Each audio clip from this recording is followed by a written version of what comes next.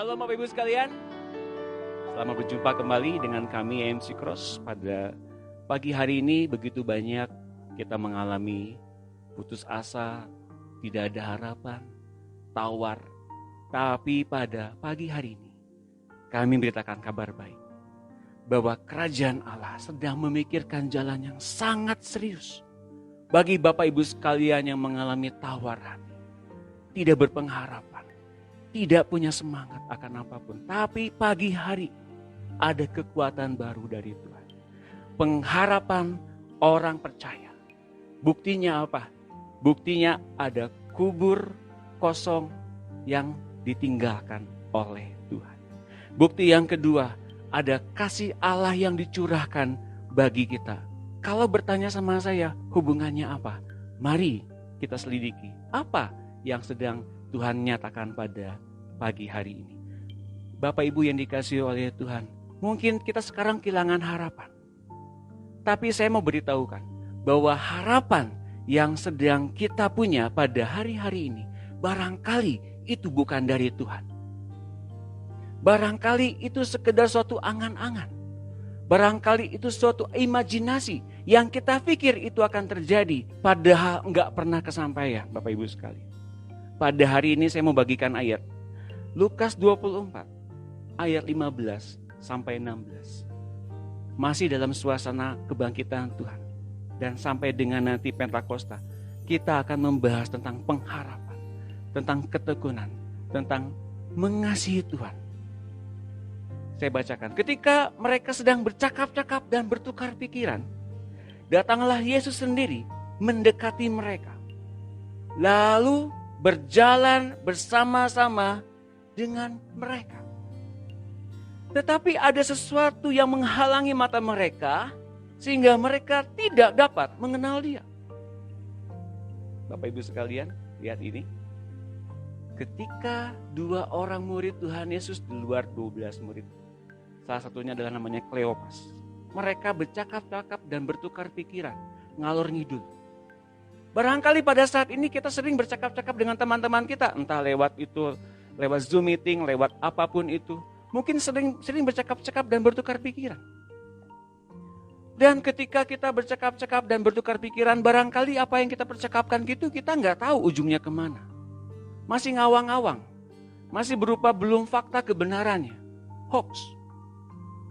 Tapi ketika mereka berdua sedang bercakap-cakap ngalor ngidul begitu, Tuhan sendiri mendekati mereka dan berjalan bersama-sama dengan mereka. Tapi anehnya Bapak Ibu sekalian, mereka berdua tidak mengenal Tuhan. Karena pada saat itu Tuhan menampilkan rupa yang berbeda dengan sebelumnya. Di omongan itu timbul satu harapan. Di omongan mereka berdua itu, murid-murid itu, ternyata timbul keinginan. Mungkin iman. Ayat 21 ngomongnya begini. Padahal kami dahulu mengharapkan bahwa Dialah yang datang untuk membebaskan bangsa Israel. Bapak Ibu, harapan yang dimiliki oleh dua orang murid Tuhan Yesus itu ternyata adalah harapan versi dunia. Versi kerajaan Allah bukan seperti itu. Jadi kita bedakan harapan versi dunia dan pengharapan dari kerajaan Allah. Pengharapan dari firman Tuhan. Pengharapan dari apa yang dikatakan oleh Tuhan. Beda Bapak Ibu sekalian. Kalau kita lihat dalam pengharapan yang dinyatakan oleh Tuhan, dalam kebenaran firman Tuhan, kita dapati dalam Roma 12 ayat 12. Bersukacitalah dalam pengharapan. Sabarlah dalam kesesakan. Dan bertekunlah dalam doa. Siapa ada yang mau Bapak Ibu sekalian kalau dalam kesesakan punya semangat? Nggak ada. Siapa yang mau dalam satu tekanan yang demikian besar, punya satu angan yang luas, yang luar biasa, pasti begitu banyak ketakutan-ketakutan, banyak keperluan-keperluan, banyak kebutuhan-kebutuhan, anak sekolah, beras, tepung, terigu, telur, daging. Wah Bapak Ibu sekalian, hari-hari ini begitu banyak orang khawatir akan pekerjaan. Tetapi firman Tuhan katakan bersukacitalah dalam pengharapan, sabarlah dalam kesesakan, bertekunlah di dalam doa kita. Bapak Ibu sekalian, seakan-akan ada dua dunia yang perlu kita tekuni. Tapi saya mau katakan, dunia dan segala keinginannya itu akan habis. Saya mau katakan, firman Tuhan dan segala kebenarannya akan menghidupkan kita. Meskipun di dalam segala tekanan, meskipun dalam segala kesesakan, meskipun dalam segala hal yang kita sebut sebagai pergumulan hidup. Tapi firman Tuhan katakan pada hari ini, kalau engkau punya harapan, pastikan harapan yang kau punya bukan dari dunia. Tapi firman katakan, apa yang kau punya berdasar pengharapan dari firman Tuhan. Hal terbaik bahkan muncul dari apa yang tampaknya keburukan. Hal yang luar biasa terjadi mujizat. Muncul dari yang pertama adanya apa? Masalah. Banyak sekali kita lihat dalam Alkitab Perjanjian Lama. Sebelum ada mujizat muncul, selalu ada masalah terlebih dulu. Bapak Ibu sekalian, kalau hari-hari ini, kalau kita mungkin punya iman, tapi ternyata iman kita nggak sampai-sampai dalam titik pertemuan penggenapan janji Allah, barangkali itu bukan iman yang tepat. Barangkali itu bukan dari imannya Tuhan. Kita mungkin mengimani sesuatu, tapi kita nggak punya kesampaian untuk sampai ke situ. Mungkin yang kita punya sekedar wishful thinking, keinginan dan harapan yang kosong. Tapi sukar terwujud karena memang itu bukan dari Allah. Dan kemudian kita kecewa dan menyalahkan Allah. Bapak Ibu sekalian, jangan salahkan Allah. Kalau memang kita tidak sampai pada titik penggenapan janji Allah, karena memang janji Allah bukan ke sana. Jalan-jalan yang kita pikir itu benar dari Allah, ternyata bukan. Bapak Ibu sekalian yang kasih oleh Tuhan. Pada hari itu ketika dua orang berjalan menuju Emmaus, Bapak Ibu, Tuhan Yesus membuka pikiran mereka berdua. Hingga di ayat 27, kemudian ia menjelaskan kepada mereka tentang kitab suci. Hari-hari ini Bapak Ibu sekalian, kalau kita makin kendor, akan berdoa, akan mendengar firman Tuhan, akan membaca Alkitab, wah makin jauh dari harapannya Tuhan. Makin jauh Bapak Ibu sekalian. Kalau kita sekarang tidak minta Tuhan bukakan pikiran kita, kita menjadi orang yang enggak tahu jalannya kemana ujungnya Bapak Ibu. Kalau kita lihat dalam ayatnya, lalu ia menjelaskan kepada mereka apa yang tertulis tentang dia. Tentang dia Bapak Ibu sekalian, bukan tentang beras, bukan tentang telur, bukan tentang apapun, tapi tentang dia, tentang Yesus. It's all about Jesus. Tidak ada satupun kekhawatiran kita yang bisa menghalangi kisah kita dengan Tuhan Yesus. Nggak ada yang bisa menghalangi Bapak Ibu sekalian. Tertulis tentang dia dalam seluruh kitab suci. Seluruh kitab suci, mulai dari kitab-kitab Musa dan segala kitab nabi-nabi, segala nubuatan, segala hukum dalam Alkitab, semuanya berpusat pada satu pribadi, yaitu pribadi Tuhan Yesus. Kalau Tuhan Yesus sendiri tidak bukakan kita untuk baca Alkitab, wah, menjadi orang yang blank Bapak Ibu sekalian. Menjadi orang yang tidak tahu akan tujuannya kemana. Tapi hari ini ketika kita dibukakan oleh firman Tuhan, seperti pada hari itu Tuhan membuka pikiran mereka, sehingga mereka apa? Mereka mengerti kitab suci. Saya ingin sekali saya mengerti kitab suci. Tapi saya nggak bisa pakai pikiran sendiri. Tentu kita semua ingin mendengar firman Tuhan. Perkataan Tuhan secara pribadi kepada kita, pergumulan kita. Tapi kalau kita tidak minta Tuhan bukakan, mustahil Bapak Ibu sekalian. Karena itu, Yesus seringkali menjumpai seseorang, kita semua bahkan. Ia bahkan membukakan apa yang sudah terjadi. Apa yang sedang terjadi. Dan apa yang akan terjadi. Ia bukakan semuanya kalau kita mau. Seperti kita ngomong ngalur ngidul, tiba-tiba gak ada ujungnya apapun. Bahkan mungkin kita membicarakan hal-hal yang gak terlalu penting. Tapi ternyata Tuhan datang di dalam hidup kita. Dan Tuhan bukakan begitu banyak rencananya. Tuh lihat apa yang telah aku lakukan. Bersyukur. Tuh lihat apa yang sedang aku lakukan sekarang ini. Bersyukur engkau masih hidup. Engkau masih bisa makan. Tuh sekarang apa yang sedang aku lakukan di masa yang akan datang. Bersyukur karena rancangan Tuhan selalu baik. Rancangan selalu ada damai sejahtera yang dari Tuhan. Sekarang ini Bapak Ibu sekalian, kita sudah cukup tahu tentang Tuhan. Sudah cukup. Sudah cukup. Sekarang waktunya ngalamin Tuhan. Ngalamin ketika kita bukan ngalor ngidul lagi, tapi kita ngalamin dijumpai oleh Tuhan. Tuhan berjumpa dan membukakan pikiran-pikiran apa? Pikiran soal ketakutan, kecemasan, kekhawatiran. Tuhan kita di esok-esok yang akan datang. Oleh karena itu, ketika dua murid ini setelah bertemu dengan Tuhan di jalan ke Emmaus itu, mereka ternyata baru sadar ketika Yesus memecah-mecahkan roti. Loh, sepertinya aku kenal ini siapa? Oh guru, tiba-tiba begitu sadar, Yesusnya menghilang. Dengan penuh kegentaran dan takut. Dua murid ini ketemu dengan 12 murid yang lain, 11 murid yang lain. Guru sudah hidup, guru sudah hidup. Kami telah melihatnya, dia hidup. Loh, bukankah sudah tertulis dalam Alkitab bahwa dia akan bangkit? Kubur kosong membuktikan dia hidup. Maut tidak menguasainya lagi. Bukankah sudah dikatakan demikian?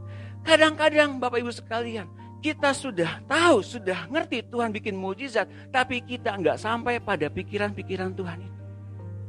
Kita sudah tahu seluruh kebenaran kerajaan Allah bukan soal tentang makan dan minum. Kita sudah tahu, tapi toh yang kita pikirkan di hari-hari ini soal makan dan minum. Tuhan seringkali membuat kita ingin merasa Ia sedang membutuhkan kita. Sebetulnya Tuhan tuh ingin butuhkan kita.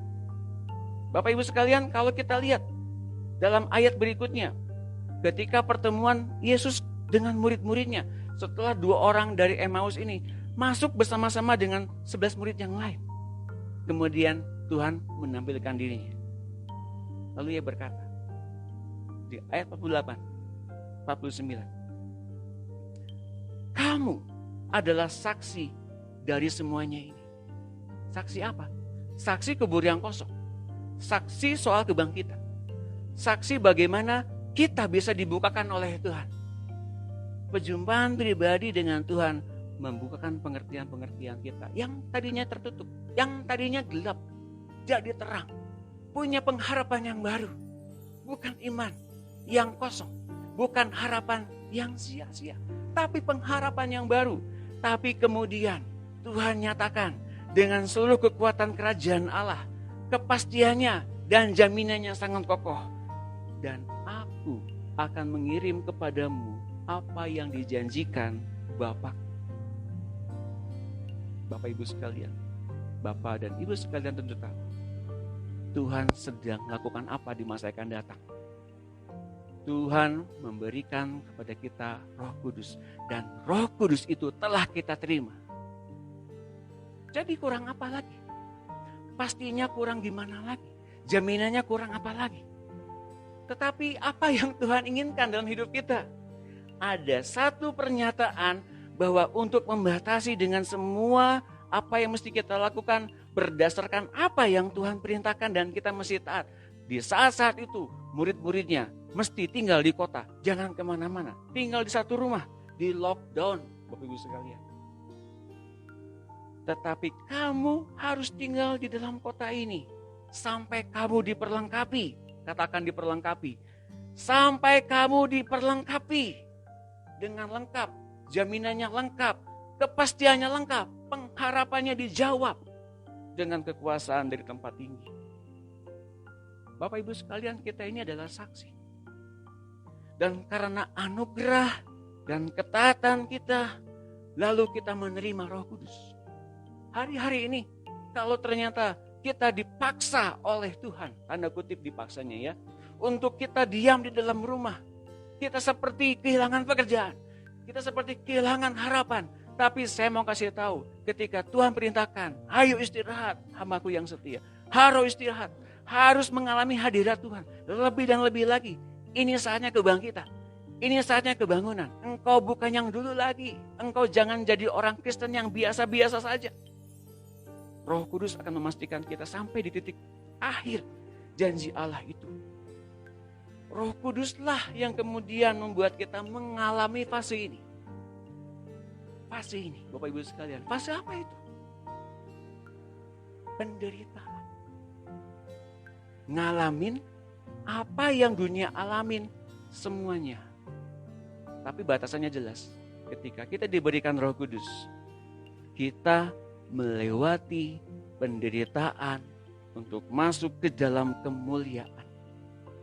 Seperti Yesus ketika membuka pikiran orang ketika di Emmaus itu. Bukankah Mesias harus menderita untuk masuk ke dalam kemuliaannya? Untuk kita ngalamin mujizat, lebih dulu kita masih ngalamin kesusahan. Anda boleh cek dimanapun dalam Alkitab, mujizat selalu diawali dengan yang namanya masalah. Kita sedang bersekolah untuk lulus sempurna di dunia ini. Oleh karena itu, di dalam Roma 5 ayat 2 dikatakan begini. Oleh dia, oleh siapa? Oleh Yesus. Kita juga beroleh jalan masuk oleh iman. Kepada kasih karunia ini. Di dalam kasih karunia ini, kita berdiri dan kita bermegah dalam pengharapan akan menerima kemuliaan Allah. Katakan amin. Di akhir jalan, di ending masalah itu akan ada berbagai macam kemuliaan-kemuliaan. Mungkin kau hari ini butuh beras, tapi di sana, di kemudian hari di penggenapan janji Allah, engkau akan dapatkan lebih dari beras. Apapun itu, apa yang kau butuhkan. Ayat yang keempat, dan bukan hanya itu saja. Kita malah bermegah juga dalam kesengsaraan kita. Mana ada orang yang bermegah dalam kesengsaraan. Tapi firman Tuhan katakan pada hari ini, kalau engkau punya Roh Kudus, engkau bisa. Karena kita tahu bahwa kesengsaraan itu apa? Menimbulkan ketekunan. Yang dilatih pada Tuhan, oleh Tuhan pada hari-hari ini adalah soal apa? Ketekunan menanggung masalah. Itu buah roh. Buah roh mesti muncul. Bukan yang namanya menggerutu. Bukan namanya menyesal. Bukan. Dan ketekunan kemudian menimbulkan tahan uji. Dan tahan uji menimbulkan pengharapan. Jalannya panjang. Tapi pasti sampai di tujuan. Dan pengharapan tidak mengecewakan. Karena kasih Allah telah dicurahkan dalam hati kita oleh Roh Kudus. Yang telah dikurniakan kepada kita. Kita boleh sengsara. Kita boleh terhimpit oleh masalah. Tapi kemudian kesengsaraan itu kalau dipimpin dengan tepat dan dengan benar. Muncul ketekunan. Dan kemudian dalam ketekunan itu kita muncul yang namanya tahan uji. Kita menjadi orang yang punya stamina yang kuat. Punya daya tahan yang kuat. Enggak gampang cengengesan. Enggak gampang kena pengaruh dari dunia. Enggak gampang Bapak Ibu sekalian. Tahan uji kemudian memunculkan apa? Pengharapan. Dan pengharapan pasti sampai di tujuan berupa penggenapan janji Allah. Bapak Ibu sekalian, kalau kita pada hari ini belum sampai di tujuannya, kita masih punya iman yang dituntun oleh Roh Kudus. Pada hari ini kalau kita masih belum melihat ada jalan-jalan yang terbuka, kita masih punya pengharapan. Kalaupun belum sampai juga, kasih Allah telah dinyatakan. Pasti sampai kok. Gak mungkin gak sampai. Semua orang sampai pada tujuannya pasti. Dan saya akan membagikan satu ayat lagi. Dan kemudian kita akan berdoa bersama-sama. Di ending akhir dari masalah. Di ending dari setiap pergumulan hidup kita. Kesengsaraan kita. Dan kita latihan tentang ketekunan. Tentang tahan uji dan pengharapan. Saya membagikan ayat ini. Kembalilah ke kota benteng, hai orang tahanan yang penuh harapan. Pada hari ini juga, aku memberitahukan, aku akan memberi ganti kepadamu 2 kali lipat. Bapak dan Ibu, kalau kau punya pengharapan yang dari Tuhan dan kau punya Roh Kudus, hari ini sebagai tahanan roh terutama, dan bagi kalian, Bapak Ibu sekalian yang punya tahanan pergumulan, kekecewaan, mungkin menggerutu, mungkin tidak tahu pasti akan kemana. Hari ini engkau tahanan yang penuh harapan, tahanan yang penuh harapan. Apapun yang kau kerugian yang kau alami sepanjang hidupmu, Tuhan akan ganti 2 kali lipat. Mari kita berdoa. Haleluya, hamba-Mu berdoa Tuhan.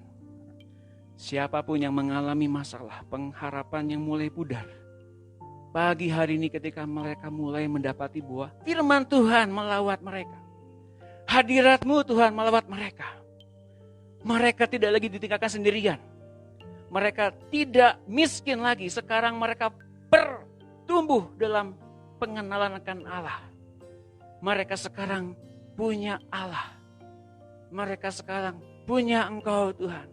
Mereka sekarang memiliki Roh Kudus yang menuntun mereka sampai di titik akhir pengenapan janji Allah. Engkau yang mengganti 2 kali lipat kerugian mereka. Karena mereka punya pengharapan. Bahkan mereka punya iman sebesar biji sesawi saja. Itu sudah cukup. Tuhan, hamba-Mu berdoa. Engkau lawat mereka yang sakit. Sembuhkan mereka. Hamba-Mu berdoa. Siapa saja yang sedang memikirkan soal biaya, utang, apapun itu. Engkau lawat Tuhan. Dengan apa yang mereka punya, Engkau lipat gandakan. Buat mereka jadi penabur. Di dalam nama Tuhan Yesus. Buat mereka menjadi kaya dalam anugerah-Mu yang besar itu. Siapapun saja yang padam rohnya hari ini, Roh Kudus, Engkau bangkitkan iman mereka. Agar mereka bisa dipimpin oleh-Mu sampai di titik tujuan. Engkau latih hingga mereka punya pengharapan, hingga mereka punya ketekunan, hingga mereka punya ketahanan. Hamba-Mu berdoa, siapapun yang mendengar acara ini, baik lewat rekaman sekalipun, Engkau lawat tanpa terkecuali. Lawat rumah tangganya, keluarga, pekerjaannya, profesinya, pelayanannya. Engkau yang menjadikan kami anak-anak Allah yang berkemenangan di dalam masalah dan kesengsaraan ini. Di dalam nama Tuhan Yesus yang percaya katakan amin.